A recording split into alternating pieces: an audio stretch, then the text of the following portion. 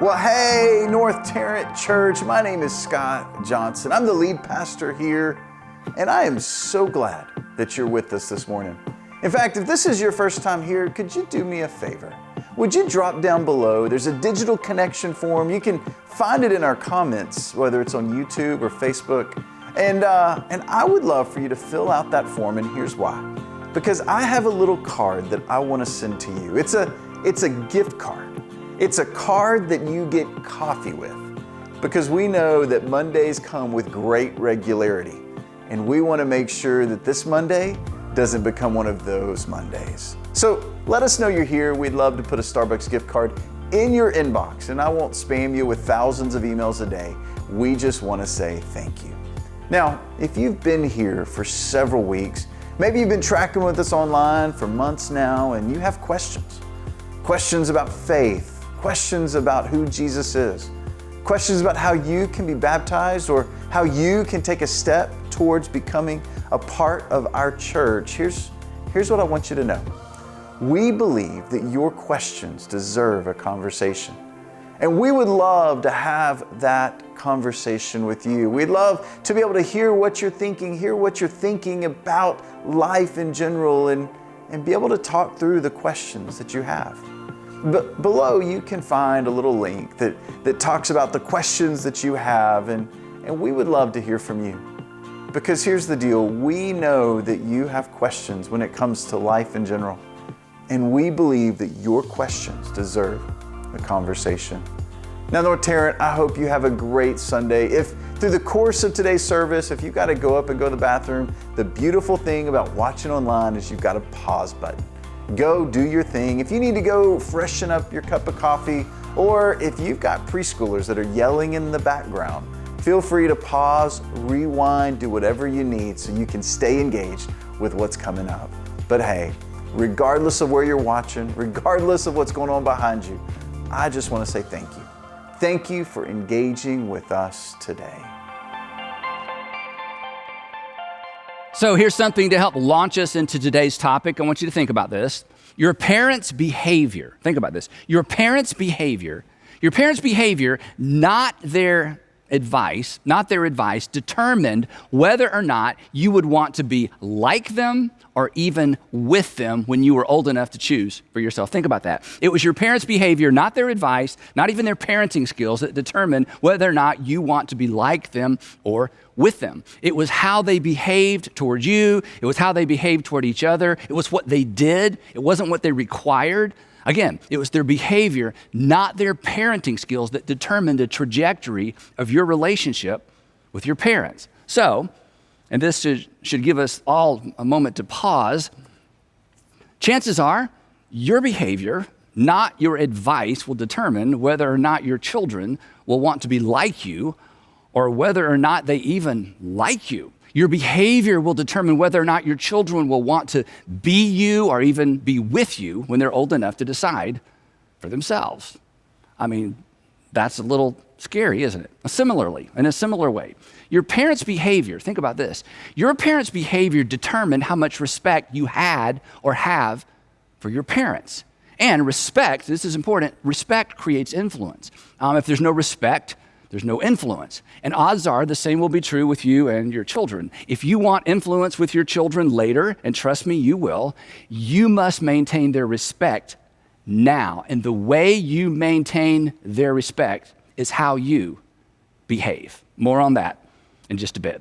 We are in part 2 of this series entitled Parenting in the 21st Century. So if you are a parent, if you're about to be a parent, you hope to be a parent, maybe you're helping another parent, or you're watching your own kids parent, this is for you. It's actually for anybody who feels the weight and the responsibility of equipping an infant, a child, a teenager, or a student for life. And those of us who are engaged really at any level in helping another human being grow up, recognize pretty quickly that just because we had a parent doesn't mean we know anything about being one.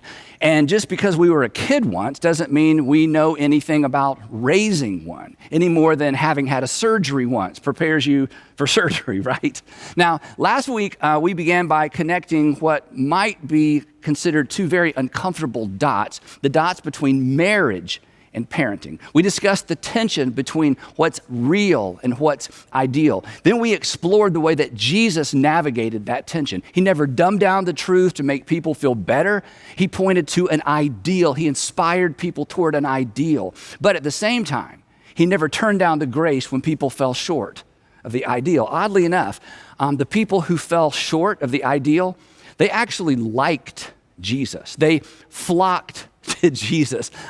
They liked him even though they knew they were not really anything like him. And he liked them back. In fact, the only group Jesus didn't seem to like were those who held up the ideal but did nothing to help those who fell short of the ideal. In fact, on one occasion, a group of religious people came to Jesus and they said, Jesus, you hurt our feelings. You hurt our feelings. And Jesus wasn't having it. Here's what he said to them. He said, woe to you. You don't want to ever be on the other end of a woe to you from Jesus. He said, woe to you because you load people down with burdens they can hardly carry. And you yourselves will not lift one finger to help them. In other words, he was saying, you religious leaders, you weigh people down with the ideal, but you do nothing to help them navigate what's real, the realities of life. But Jesus was different. He pointed toward and he inspired toward an ideal while helping people navigate what was right there in front of them, what was so real. In fact, his sandals were firmly planted in what was real, but he continually pointed to the ideal. As we said last time, Jesus was all grace and he was all truth all the time.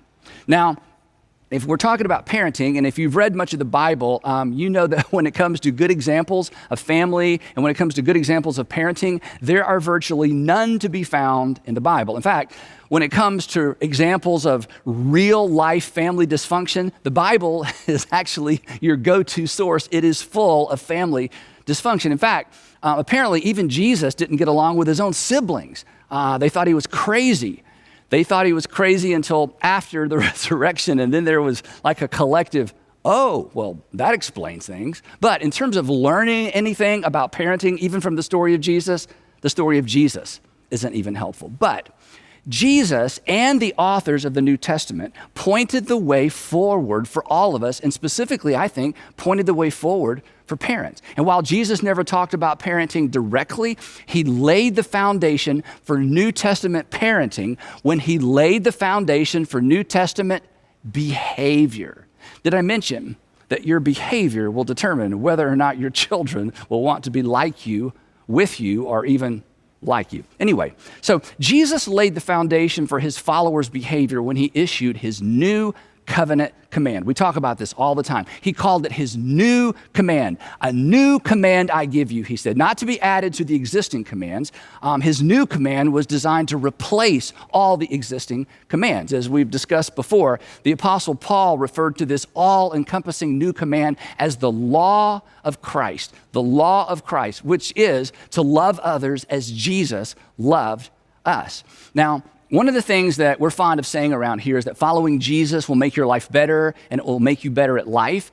And to the point of this series, following Jesus will make you a better parent, because at the core of being a Jesus follower is an ethic of others first, an ethic of selflessness. And nothing, let's face it, nothing services our self-centeredness and our selfishness quicker and fiercer than raising another human being. A human being that comes into the world with one agenda, the same agenda that we came into the world with, and it's this: what's in it for me, and I want my way. And if I can't get my way, I'm going to get in your way and I'm going to make your life miserable. So think about it. From day one, the stage is set for a clash of wills of epic proportion, a clash of wills that has the potential to bring out the worst in us, the fear in us, the insecurity in us, the anger in us, let's be honest, the ugly in us. In fact, The most shame I've ever felt as an adult is related to my self-centered, where did that come from responses to my own kids. So here's the thing. It is in the eventual conflict of wills associated with parenting that the core ethic and value system of Jesus, it actually becomes more relevant than ever, because insecurity and anger and fear, what are those? Those are all manifestations of self-preservation and reputation preservation on our part, both of which fuel the very behaviors that drive a wedge between us and our children. Behaviors that cause us to lose influence once they're old enough for us to have lost control. In fact, one of the reasons it is so much easier to know how other people should raise their kids is that their kids' behavior doesn't reflect poorly on us. Our kids' behavior points directly back to us. And our response, this is so important, our response says a great deal about who and what we are most concerned about. And when we get it right, when we are able to keep our ego and our pride in check, when we're able to respond out of concern for our kids rather than in response to how our kids' behavior reflects on us, our response has the potential to create not only teachable moments, but defining moments. And I'll give you an example. When I was in the 8th grade, and let me put this in embarrassing context. When I was in the 8th grade, which was 48 years ago, let that sink in for a moment. 48 years ago, I had a conversation with my dad that I still remember to this day. Now, I didn't realize it at the time, but this was a defining moment in terms of my understanding as a kid of where I stood in relationship to my father's desire to protect his reputation. Now, this is important. We should all protect our reputation. My dad was concerned about his reputation, as I am, as you are. Our reputations are important, but our children are important as well, right? These are both values. These are both things that we value. And in life, we're constantly prioritizing our values. And our children are watching, and they are experiencing how we prioritize our values and how we prioritize them. And one misguided response or one misguided remark has the power to undo a lot of affirmation. Anyway, so my dad is a pastor, and at the time, our church was located downtown Atlanta on Peachtree Street, 1 block north of the famous Fox Theater. But more importantly to this story, our church was located about 3 blocks east of the Varsity Restaurant. Now, for those of you who have never been to Atlanta, the Varsity Restaurant is the largest drive-in restaurant in the world. But not only did it have slots for cars, back in the day, it had what I will call eating rooms. I don't want to say dining rooms. There wasn't a lot of dining going on at the Varsity.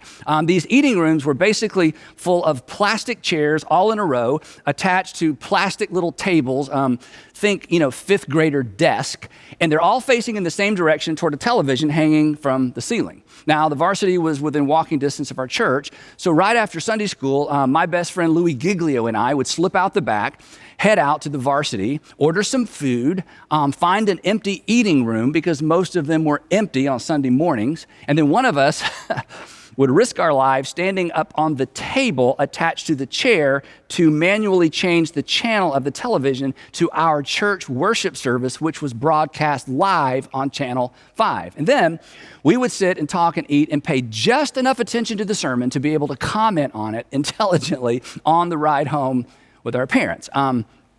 We wouldn't lie exactly, we just deceived. Anyway, we would have enough information to give them the impression that we were actually in church listening to my dad preach. And that brings me to this most memorable moment with my father. We were driving home from church. It was just the two of us, and I was sitting directly behind him in our green Grand Safari station wagon. You may remember those. The third seat faced backwards. Anyway, I'm sitting right behind him, so there's no eye contact. And at some point in the conversation, he said, "Andy, Evelyn told me that someone told her that they saw you and Louie leaving church and leaving the church property right after Sunday school." And then he paused. Now, Evelyn was my dad's secretary. We had secretaries in those days. When he said that, I didn't say anything. I assumed I knew what was coming next, and I assumed it would not be pleasant.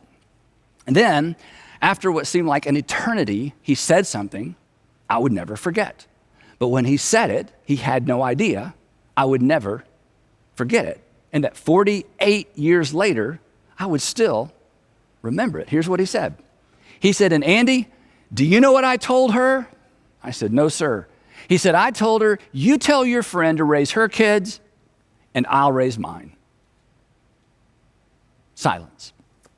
That was it. He didn't follow up with, but if you and Louie ever skip, none of that. He just dropped it and he never brought it up again.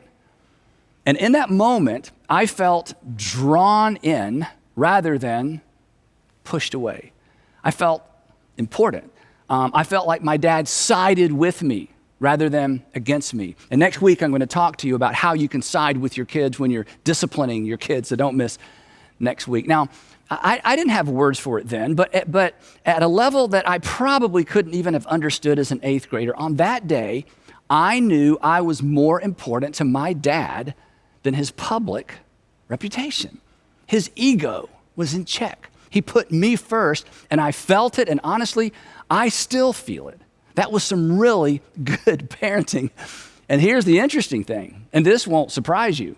The next Sunday, Louie and I were on the 2nd row.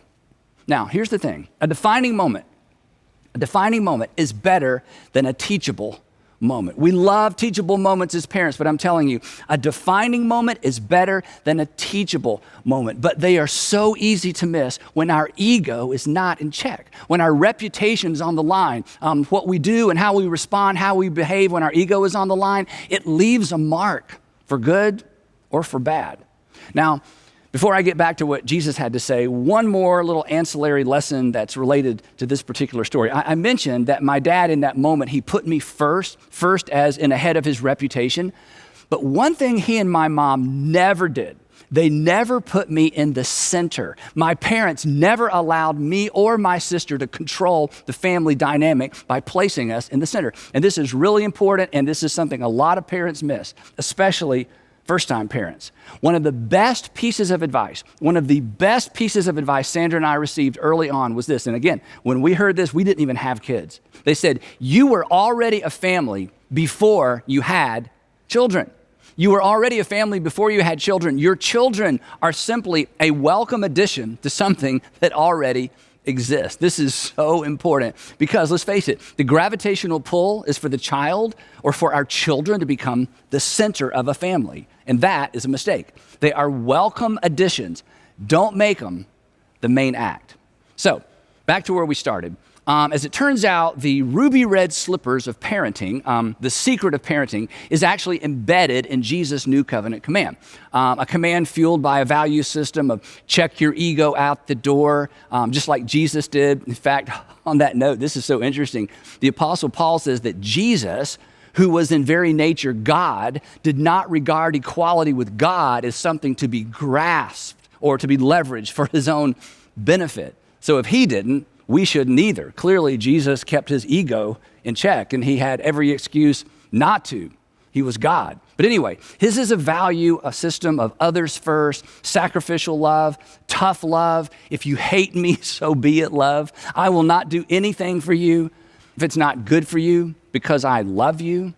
But the challenge, as I've pointed out, is that when Jesus issued his new covenant command, he wasn't talking specifically to parents. But fortunately, the Apostle Paul comes along a few years later, and he gives us some handles, some specific application. Basically, his message was this. Here's what the Jesus brand of love looks like in the real world, in real relationships. Here's how love behaves. Here's how love behaves under pressure. Here's how love behaves at home. Here's how love behaves when you're raising your children. Paul supplies his readers, he supplies us with handles in all of his letters. In fact, all of his one another statements that you'll find scattered around his letters, forgive one another, encourage one another, carry one another's burdens, submit to one another. These are all simply applications of Jesus' new covenant command. But his most famous explanation of what the Jesus brand of love looks like and how it behaves is also, I think, his most instructive for parents. His most detailed description of what the Jesus brand of love looks like and acts like is found in his first letter to Christians living in Corinth, which is located in Greece. So for the remainder of our time today, we're going to focus our attention on just 3 words from 1 Corinthians. 3 words that summarize one facet of how love behaves and how love should behave at home. So here it is. You're familiar with this. Paul writes, love is. Love is. And again, this is not just any kind of love. This is the Jesus brand of love. This is the brand of love demonstrated by Jesus and the brand of love that Jesus' followers are commanded to follow. Even his parent followers, even his step-parent followers. I mean, after all, you love your son, right? You love your daughter. Paul says love is patient. Patient. Why did he have to start there, right? And how did he know? I mean, one of my worst habits when our kids were young was I would say something like this to Sandra. I would say, so you're going to be gone in the morning, so you're going to need me to babysit, right? She'd say, no, you don't babysit, you parent. You're the parent. And I'd be like, oh yeah, but it kind of feels like babysitting because it feels like an interruption. I had to stop. I had to slow down. I had to move at someone else's pace. That's what love required of me as a parent, because love isn't pushy, it's patient. And honestly, whenever I read this verse or think about this verse, I always think about this picture. This is a picture of Sandra's dad walking on the beach at Hilton Head, South Carolina with our middle child, Garrett, when he was obviously very young. Every time I look at this picture, I think 2 things. I think, number 1, grandparents are more patient than parents. And the other thing I think about is this. What happens, think about it, what happens when we refuse to move at another person's pace? And this is Paul's point. Love chooses to move at the other person's pace rather than requiring that person to move at ours. And the reason this is so hard is because patience isn't natural. Your natural pace is natural. But here's Paul's point. Since God moved at our pace, we are to do the same for others.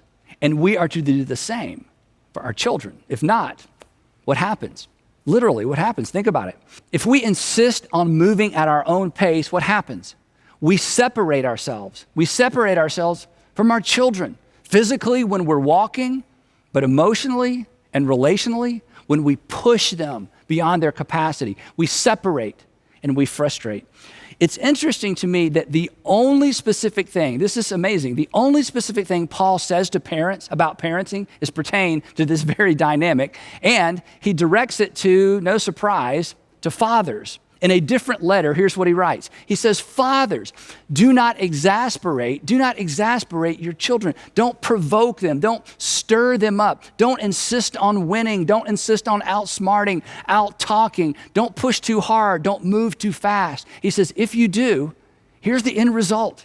You will be separated. They will be discouraged. They'll be discouraged. They'll be disheartened. They eventually just lose motivation. They'll just stop because they can't keep up. And again, the result, separation. Again, how did Paul know? And how interesting, and yet maybe not surprising, that he didn't address this to moms and dads.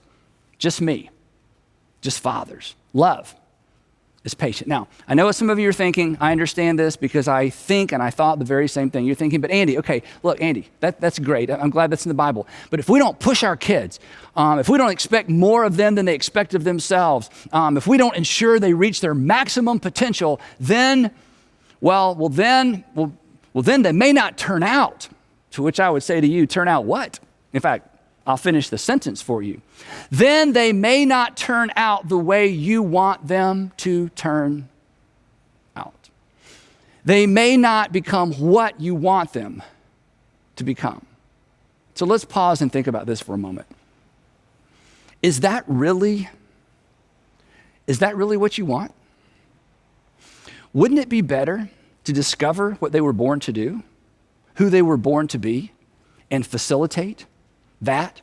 That's what great parents do. I have never met a father. I'm sure they're out there somewhere, but I've never met a father who wished he had been harder on his children. I've met plenty of fathers who have little to no relationship with their adult children because they were so insistent that their kids become what they failed to become themselves, or because they felt like their kids were going to fail to become what they had become. So inspire your kids, of course. Motivate, of course. Push to the point of exhaustion and frustration, No. Compare and shame? No. Because parents, that's about you. That's not about them. Let's not kid ourselves. Besides, this might help. Do you know what the number one predictor of relational and professional success is? The number one predictor, not just professional success. And again, as parents, sometimes we get really focused on that. But do you know what the number one predictor of both relational and professional success is? Self-awareness, which is the cousin of emotional intelligence, which results in personal security as opposed to insecurity. And do you know what the number one contributing factor is to a person's security, their EQ, their self-awareness? Their home life. Now, last week I told you that one of the advantages that Sandra and I had was that my job allowed us to get to know some amazing parents, some parents who maintained really great relationships with their kids all the way through middle school and high school and beyond. And one dad in particular, his name was Don, gave me some great advice. Actually, it wasn't advice. He just told me a story about he and his son that I took as advice. And again, you're going to think I'm making this up. This was long before we even had kids. Anyway, his son, also Don, had just graduated from high school and was starting college. And his dad told me about a conversation he had with little Don as he was headed off to school. Now, like most high school graduates, Don, his son, had no idea of what he wanted to do when he grew up. So his father was helping him make the transition. And during the transition, he said to his son, he said, Don, look, whatever you want to do with your life, I'll support you. And I'll use my influence to help you any way I can. But until you know what you want to do, will you trust me to point you in a direction so that you go into college with some sort of direction? And look, the moment you figure out what you want to do, all bets are off. I'll just support you in whatever you want to do. But will you at least take my advice and let me direct you going in, point you in a direction? And his son, Don, said, sure. Now, of course, the fact that his son would take that kind of advice from his dad said a lot about their relationship anyway. They were one of the families that we paid close attention to. So he suggested that his son, Don, begin, go to college and pick a business major. And he told him specifically what he thought he should focus on in business school. And he said, you should go into business school with the goal of going to law school based on Don's aptitude and his personality, but not necessarily his interest at the time. So that's what his son did. He went to college, he majored in business, he finished college, he got into law school, and today he's a very successful attorney in the Atlanta area. Now, again, this was before we even had kids. And when he told me that story, I thought, that is such a great approach. You choose, but until you choose, will you trust me to choose for you? So, no lie.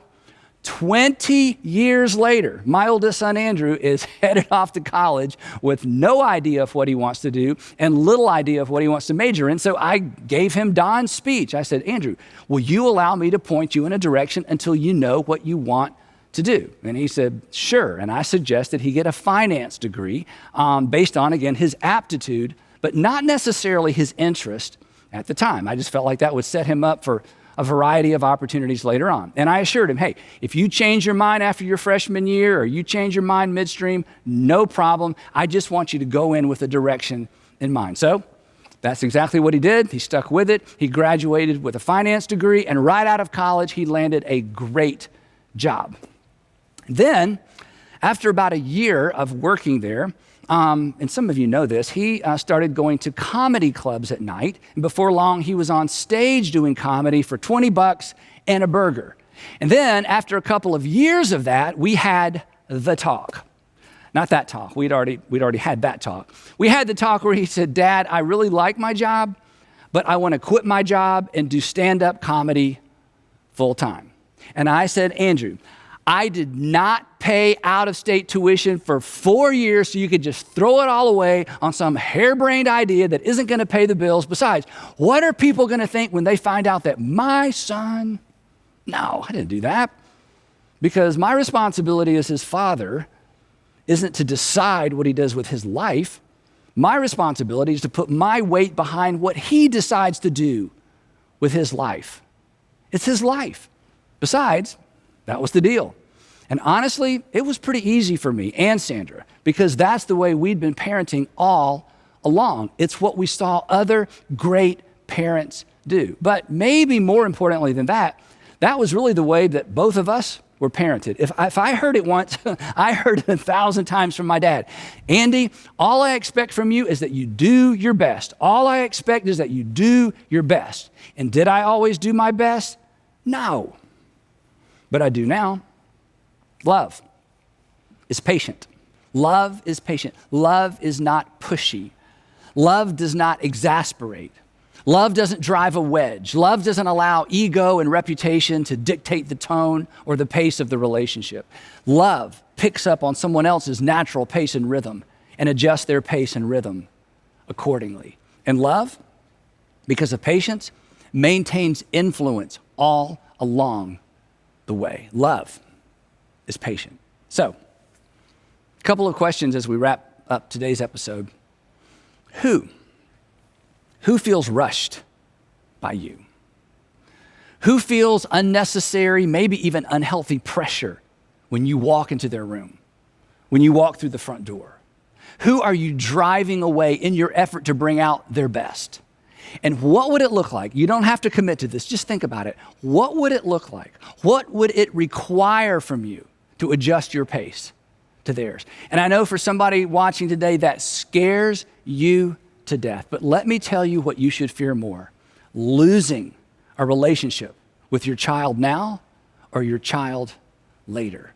What would it take? What would it look like to adjust your pace to theirs?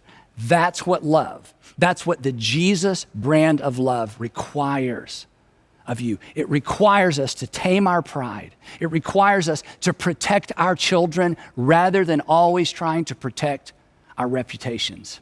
And then there's this. If you live long enough, you're gonna slow down. You're gonna need those around you to adjust their pace to your new pace. It will require patience from those that you love the most and those that you hope love you most. So I hope you raise patient children who've seen what it looks like to adjust their pace to the pace of those they love. Just something to think about.